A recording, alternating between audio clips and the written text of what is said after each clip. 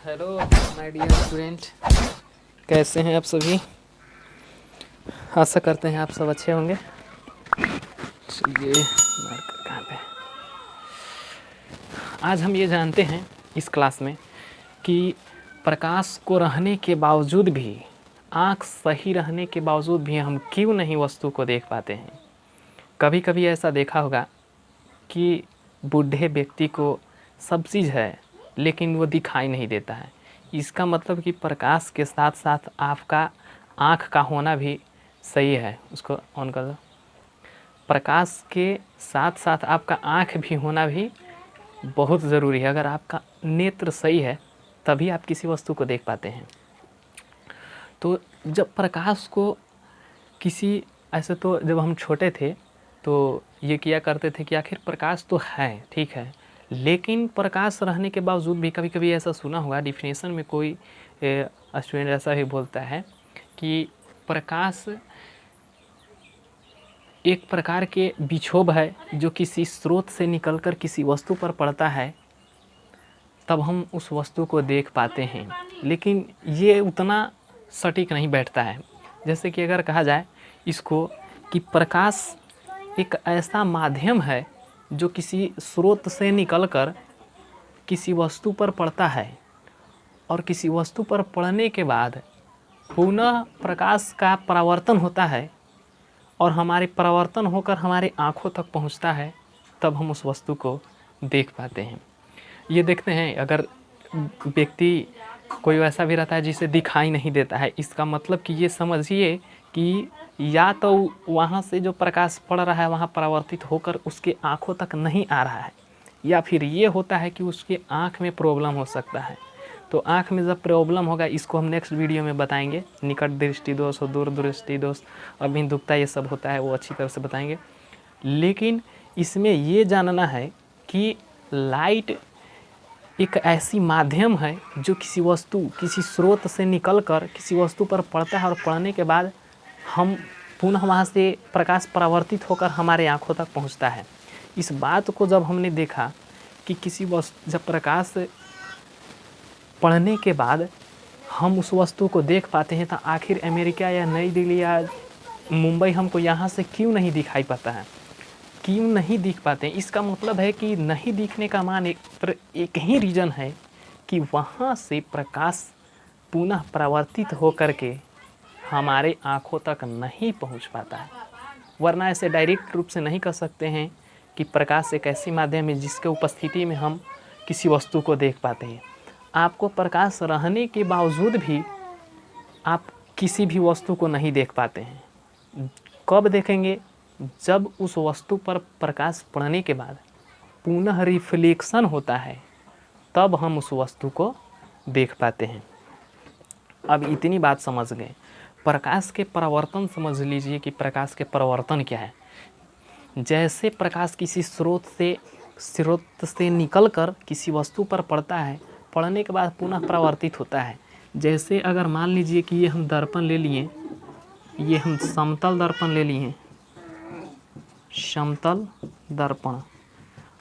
दर्पण में लेने के बाद क्या होता है, यहाँ जब मान लेते सपोज दैट यहाँ से लाइट आ रहा है, ठीक है, यहाँ से लाइट आ रहा है, यहाँ से लाइट आने के बाद यहाँ पुनः क्या होगा, पड़ेगा। पड़ने के बाद पुनः परावर्तित हो जाता है, यहाँ से सीधा रिफ्लेक्शन हो जाता है, जिसे हम क्या कहेंगे, प्रकाश का परावर्तन कहेंगे। अर्थात प्रकाश जब किसी स्रोत से निकलकर परावर्तक सतह तक पड़ता है और पड़ने के बाद पुनः रिफ्लेक्शन हो जाता है, परावर्तन होता है, इसे ही प्रकाश का परावर्तन कहते हैं। यही होता है कोई वस्तु अधिक चमकीला क्यों दिखाई देता है, ये भी जान लीजिए कि कोई अधिक चमकीला क्यों दिखाई देता है। क्वेश्चन ये देता है कि भींगा हुआ बालू और सूखा हुआ बालू दोनों में अधिक चमकीला क्यों सबसे अधिक चमकीला कौन दिखाई देगा, तो सबसे अधिक चमकीला सूखे दिखाई देगा, क्योंकि सूखा बालू में प्रकाश का प्रवर्तन, लाइट ऑफ रिफ्लेक्शन बहुत अधिक होता है। देखते हैं जब गर्मी के मौसम में या जब धूप कड़कड़ा के कैले रहता है, इसके बाद उस पर देखिए जब जहाँ पे करकट लगाया हुआ रहता है टीन का, तो वहाँ से इतना चमकता है कि आँख को भी चकाचौंध कर देता है। इसका मतलब ये हुआ कि वहाँ चमकीला इसलिए दिखाई देता है कि वहाँ सबसे ज़्यादा प्रकाश का प्रवर्तन कर रहा है। तो जो वस्तु जितना प्रकाश का प्रवर्तित करता है वो वस्तु उतना ही चमकीला दिखाई देता है। तो आज हम ये जान लिए कि प्रकाश को रहने के बावजूद भी हम किसी वस्तु को क्यों नहीं देख पाते हैं। यदि परावर्तित होकर हमारे आंखों तक नहीं पहुंच पाता है तो उस वस्तु को नहीं देख पाते हैं। अभी इस क्लास में हम यह भी एक महत्वपूर्ण चीज़ जान लेंगे कि प्रकाश को सर्वप्रथम किसने देखा था। देखा थोड़ी ना था, कोनो देखा नहीं था, वो सबसे पहले अनुभव किया था। तो ये देखिए रोमर वैज्ञानिक, एक रोमर वैज्ञानिक था।